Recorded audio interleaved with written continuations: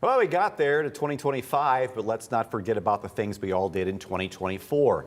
That's including here in the city of Toledo. This afternoon, we have Mayor Wade Kapszukiewicz with us to look back on some 2024 highlights and see what he's hoping to accomplish this year. Welcome. Thanks for agreeing to come in and talk to us for a few minutes here. So let's take a look. I know the highlight of last year as far as talking points were murders were down and just things are just looking so much better now. Police and fire doing really well? Yeah, I think in terms of the top line takeaway from 2024, I think the big story is how dramatically our crime rate has gone down. Actually, every crime statistic that we measure, not just homicides, but arsons, burglaries, everything was down last year. Number of shootings were down, people being shot, and most importantly, homicides. We've cut our homicide rate in half in just 3 years, which is pretty that's pretty encouraging. So we want to continue that momentum as we look forward to 2025. But there were some other big things that happened in Toledo that I think citizens found exciting. The continued construction of the Glass City Metro Park, the reimagining of the riverfront, so many people love going to that ice skating ribbon and roller skating ribbon. The end of this month, we're going to now take the action to the other side of the river and open this new pickleball concept that's coming, and there'll be other improvements this year. So, it's we're not perfect as a city for sure, but I do think we're taking 2 steps forward for every step back, and the improved crime stats, the redevelopment along the riverfront, and the continued the resilience of our economy are encouraging. I know I've talked too much as a typical politician, but one thing I do want to throw out there, to some extent, I just don't take a politician's word for it. Something significant happened last year. The bond agencies that review Toledo's budget, the folks at Moody's and Standard & Poor's, every year they review our budget. They gave Toledo its first upgrade in 14 years, which is hard to do and significant because now citizens will pay less when they have to pay back the debt on a big project. My point is, those are Ivy League educated CPAs. There's no politics in those presentations. They wouldn't have improved our bond rating unless they thought that, we had our, ship in order a little bit here in Toledo. So I'm encouraged. The roads project, redoing roads, we've been getting better and better. More coming up this year. What's the status of that? The citizens of Toledo in the year 2020 approved 0.25% that can only be spent on roads. The year before that passed, the city fixed 7 roads, not 7 miles of roads or 7 lane miles, 7 roads in a city of thousands of roads.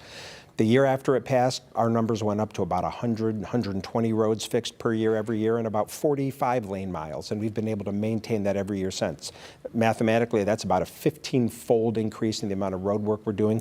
We continue. The budget that City Council is considering right now has 42.65 more lane miles to be fixed, and the citizens seem satisfied with our progress. Last spring, the 0.75% was on the ballot and the 0.25% roads levy was on the ballot. They were both renewed, but what I found interesting was that the roads levy was passed at a higher rate than even the 0.75%. And everyone knows the 0.75% is for police and fire. The fact that the roads levy was passed at a higher percentage of the vote tells me the citizens that I think are impressed with the work we're doing fixing our roads. The fires union is probably on one of those things on your to-do list for next year. Yeah, contract? Yeah, absolutely. We're negotiating with them right now. We actually have a tentative agreement on everything in the contract that's non-wage related, so that shows a lot of progress, especially from where we were at the end of last year. Wages, I think we're scheduling time with a fact finder to get through the end of it, but we're in a much better place than we were end of last year, and I think it's just a matter of time before we wrap that up. So I feel good that we're investing in our safety forces. I just mentioned the budget that City Council is considering right now. We continue to invest in our police and fire. We've grown the size of our police department by a net gain of about 50 officers since I've been mayor. And this budget continues that. And we're also going to have a new fire class and also making some capital improvements. Some of our fire stations are getting a little long in the tooth. We're going to see millions of dollars of improvements in the capital needs of our police and fire. But yes. Last November, voters endorsed adding another term for you to run. A good endorsement, I guess, that people believe you're doing a good job. You're elected, then they're okaying you to run again. What are your plans? Well, I think, I am encouraged if some saw it as a referendum on my performance as mayor. But in reality, I think it was just about mayors in general. It doesn't just apply to me, it'll apply to every future mayor. For whatever reason, our system had a bizarre quirk that members of city council could get 3 terms and the mayor can only get 2 terms.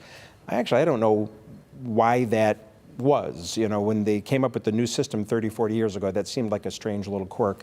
At the end of the day, all the voters did was just align the length of time a mayor can serve with the length of time council can serve. It's kind of a common sense change when you think about it, and the voters agreed. They approved it overwhelmingly, so now a mayor can serve a 3rd term, which just puts him or her in line with what city council. Now, I understand that that has a unique, provides a unique opportunity for me, and though I'll make a formal announcement here shortly, but I think it's fair to say I am encouraged by the opportunity to run for a 3rd term. I think we've made progress in Toledo. I've talked about the improving safety of our city, some of the bigger economic development projects, the health of our budget, the investments in our infrastructure. I think we have a good story to tell, and I look forward to being able to serve another 4 years if the voters give me a chance. We got about 1 minute left, but I wanted to ask you, there will be a change in the White House coming up. How does that affect the ground roots here?